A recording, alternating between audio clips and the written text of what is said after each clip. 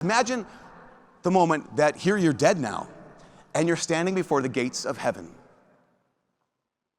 And they ask you a question. They just say, why should we let you in? Like, what's your answer? A lot of us say, well, I'm good. I'm a good person. I keep the commandments. I went to SEEK24. Like, I go to Sunday Mass. Like, I led a Bible study, for crying out loud. Like, I talk to people. They came to Jesus. That's great. I didn't hurt too many people. I didn't kill anyone. Okay, that's congratulations. At the same time, you realize this, that none of those are the right answers. Even after all that work, even after all those steps, you and I will still have a broken heart. Scripture says that, right? Scripture says, all have sinned and have fallen short of the glory of God. And not only that, but even if so many of us who say we're a good person, are we really? What if you're not? What if I'm not? And honestly, what if I'm not a good person? What if I am someone who's hurt someone? What if I'm not someone who shows up and prays regularly? What if I actually am someone? What if I actually have killed someone? Here's the question, then what? What kind of steps can I take? What if I'm not a good person? What kind of steps can I take then? You guys, this is what we just heard Dr. Sri talk about. This is the good news. What we heard Monsignor Shea talk about last night. This is the great news, is that every one of us, we've all sinned and fallen short of the glory of God. And yet, He still wants you. That's crazy. I love what St. Paul wrote to the Romans. He said this, he said, you know, for a good person, for someone who is that kind of heroic person, for someone who is that kind of kind and nice person, you might find someone who's courageous enough to die. But then he says, but God proves His love for us in that while we were still sinners, while our hearts were still just torn apart, while we were still broken, while we were still His enemies, that's when Christ died for us.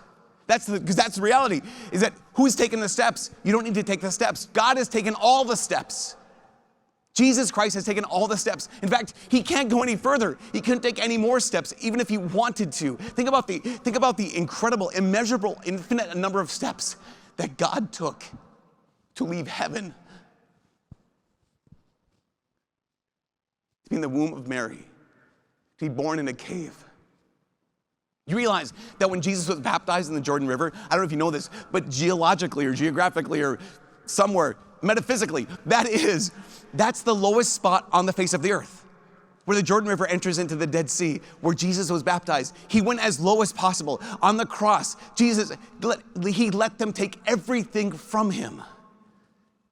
They took His freedom by nailing His hands to the cross.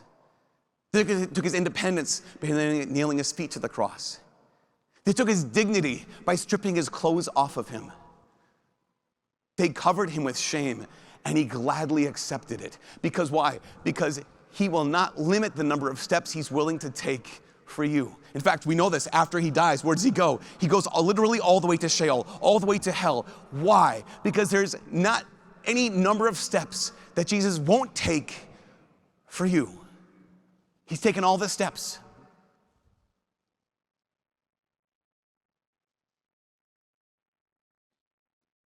Because He's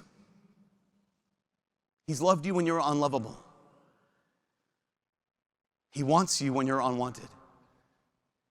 Everything that it is to be Catholic comes down to one question. And that one question is this: does God have your permission to love you as you are? See, a lot of times we say, well, yeah, of course God can love me. But He can love me later. Yeah, God can love me. He can love me when I'm better. He can love me when I'm fixed. He can love me when I'm whole. He can love me when I don't have a broken heart anymore. He can love me when I'm holier. He can love me after my New Year's resolutions kick in. Like, He can love me at some point in the future. But the question is not that. The question is not, will you give God permission to love you at some point? The question is, will you give God permission to love you right now? Because it's only you right now that He wants to love. It's only you right now that He can love. He has taken every step that he possibly can to get to your heart. Except for one. There's only one step left. Again, that leads us to this moment. This moment is so important. God has gone as far as he can. One step remains. Your step. Your yes. We get to the gates of heaven.